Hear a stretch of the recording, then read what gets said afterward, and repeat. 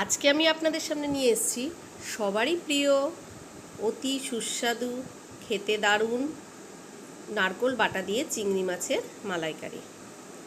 চিংড়ি মাছের মালাইকারির জন্য আমি চিংড়ি মাছগুলোকে আগে ভেজে তুলে নিয়েছি। তারপর সেই তেলের মধ্যে দিয়ে দেব দুটো তেজপাতা, গোটা গরম মশলা, লবঙ্গ, দারচিনি আর এলাচ। এর মধ্যে দিয়ে দেব আমি রসুন বাটা দিয়ে ভালো মতন নাড়িয়ে চাড়িয়ে তার মধ্যে আমি দিয়ে দিলাম নারকেল বাটাটাকে। নারকেলটাকে দিয়ে আমি এবারে তেলের মধ্যে এটাকে ভালো মতন কষিয়ে নেব। তারপর তেলের ওপর ভালো মতো নাড়াচাড়া করে নিয়ে এবার আমি এর মধ্যে মশলাগুলোকে দেব।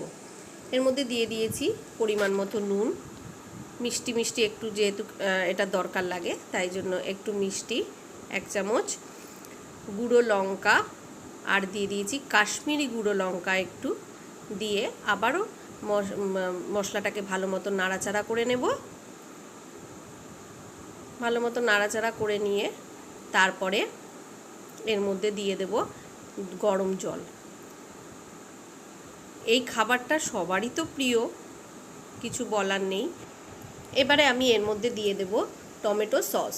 আমি আজকে এটার মধ্যে টমেটো সস ব্যবহার করেছি, টমেটো নয়, তাই জন্য এই খেতে এটা আর একটু ভালো লাগে বলে তাই জন্য টমেটো সস দিয়ে আবার একটু নাড়াচাড়া করে নেব। মশলাটা যখন ভালো মতন সুন্দর মতন কষে আসবে তখন আমি এটার মধ্যে দিয়ে দেব গরম জল দিয়ে গরম জলটাকে ভালো করে ফুটতে দেব। ফুটে গেলে এই যে মাছগুলো ভেজে রেখেছিলাম সেই মাছগুলোকে আমি এর মধ্যে দিয়ে দিলাম। এবারে আমি এটাকে ঢাকা দিয়ে নিভু আঁচে আমি এটাকে হতে দেব বেশ খানিকক্ষণ। রান্নাটা হয়ে গেলে আমি এর মধ্যে গরম মশলা দিয়ে নামিয়ে দেব।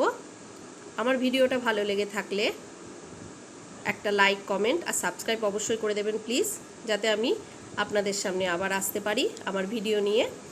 দেখুন কি সুন্দর কালার এসছে, খেতেও তেমনি সুস্বাদু হয়েছে। যাই হোক, আপনারা যেখানেই থাকছেন খুব ভালো থাকবেন, সাবধানে থাকবেন, সুস্থ থাকবেন। দেখা হবে পরের ভিডিওতে।